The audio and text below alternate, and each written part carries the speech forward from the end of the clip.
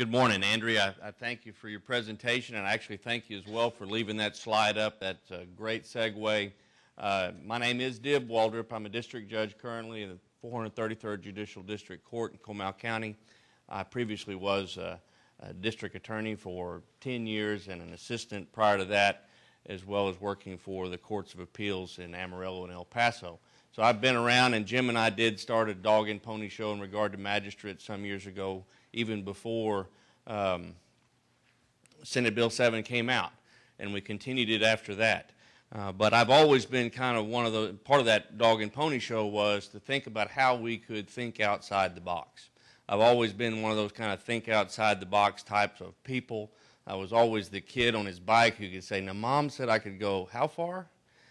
You know, I'd always try to stretch it just a little bit and not necessarily see what rule I could break, but what part of the rule can I use to my advantage?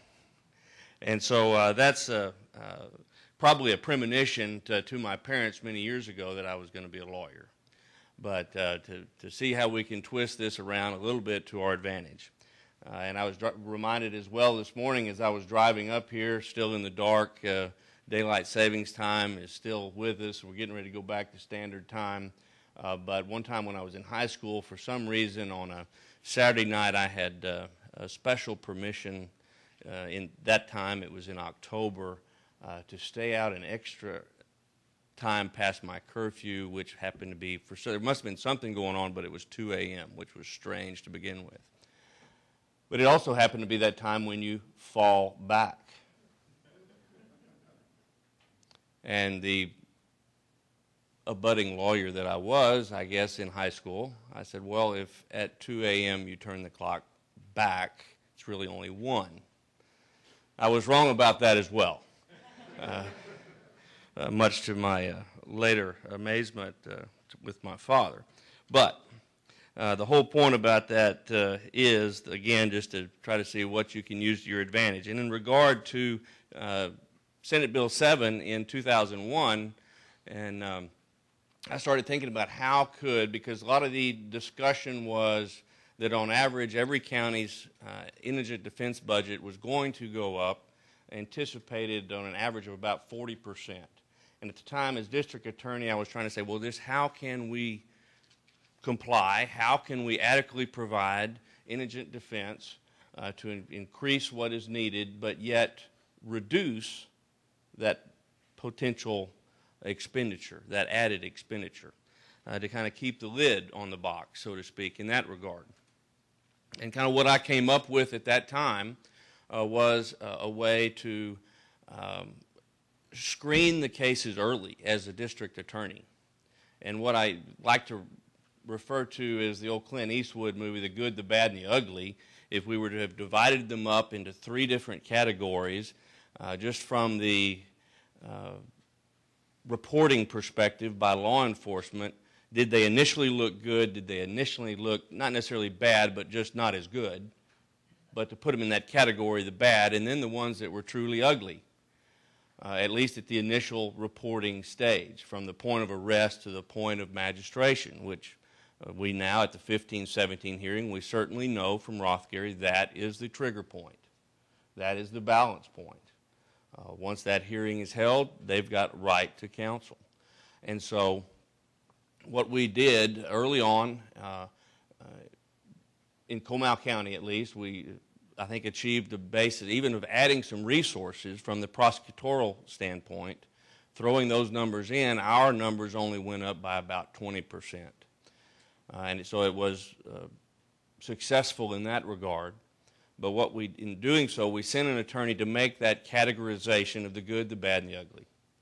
And the good cases were the cases that where chances are they could be prosecuted with little or no further investigation. The bad cases weren't necessarily bad, as I mentioned earlier, but they would probably take a little additional investigation. And those ugly ones may have been a situation where an arrest needed to be made to protect someone's interest or maintain the status quo, but chances are that case would never see the light of day. So I just, as a side note, bring that back up just for you to think about that in terms of what can you do in regard to the Rothgery decision in the same light, so to speak. And the cases that Andrea mentioned that were utilized by the Supreme Court in Rothgery are very critical. They are the Brewer versus Williams and the Michigan versus Jackson case. Both of those are suppression of evidence type cases. So that points you to the fact that this has much further ramifications, much greater ramifications than simply the county's coffers. This is maintenance of a good prosecution. Is it going to be good? Is it going to be bad? Or is it going to be ugly ultimately? And if your law enforcement, if your prosecutors, if everybody else has not complied with those mandates, ultimately there's no point in putting them in jail to begin with if you can't make the conviction stick. And so you've wasted a bunch of money by putting them in jail at the very outset. And so that's why it is very important to make those types of distinctions. So my thought process here in trying to utilize the good, the bad, and the ugly is make that screening, possibly screen those cases between arrest but before the 15-17 hearing.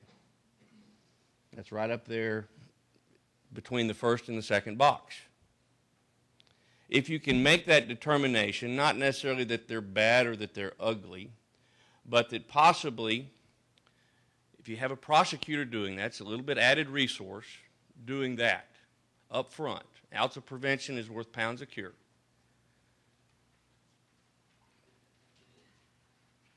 To look at those cases where that someone's not necessarily a threat, it's maybe not a violent case, not a threat to a particular individual, not a threat to society in general, not a flight risk, they're not a member of Al-Qaeda or whatever.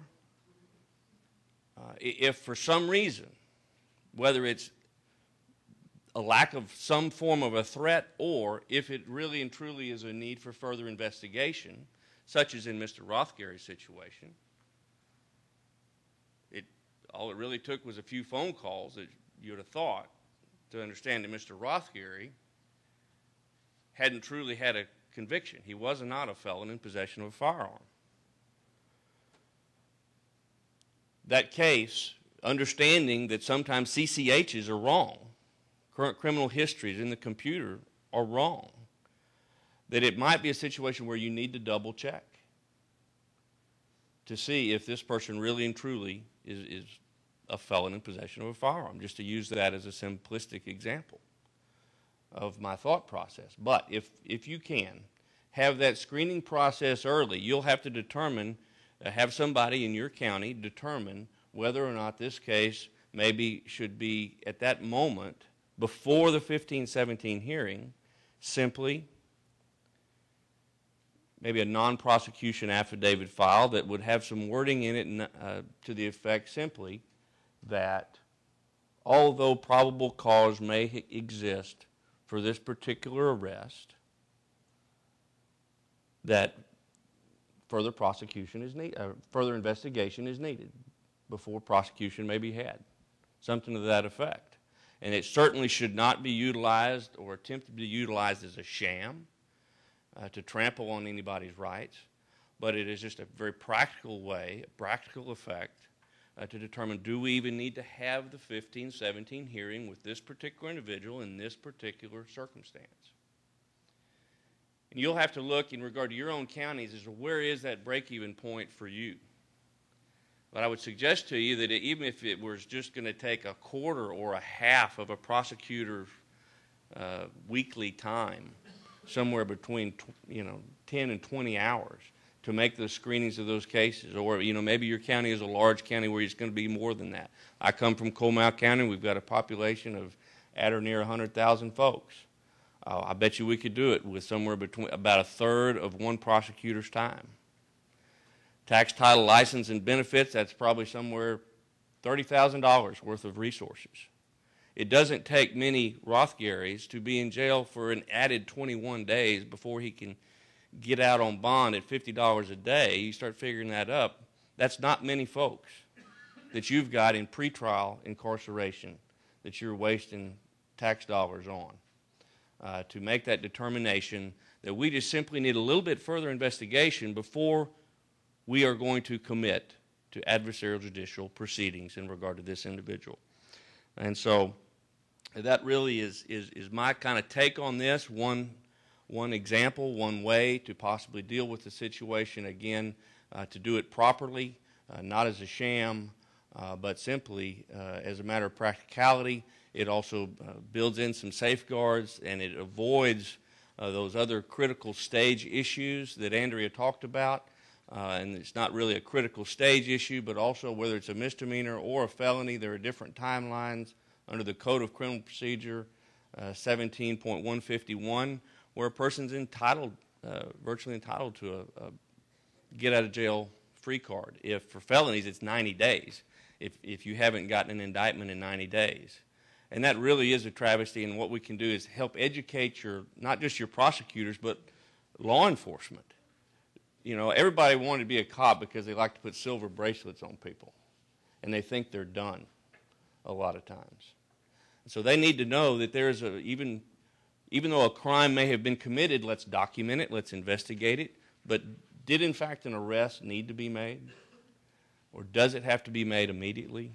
That's a case-by-case analysis that needs to be made, but that starts with your law enforcement and works its way up through the prosecutors, et cetera. So there are a lot of different benefits by having either come up with an adequate and appropriate system to screen the cases and or get them properly handled through indigent defense. And turn it over to Jim.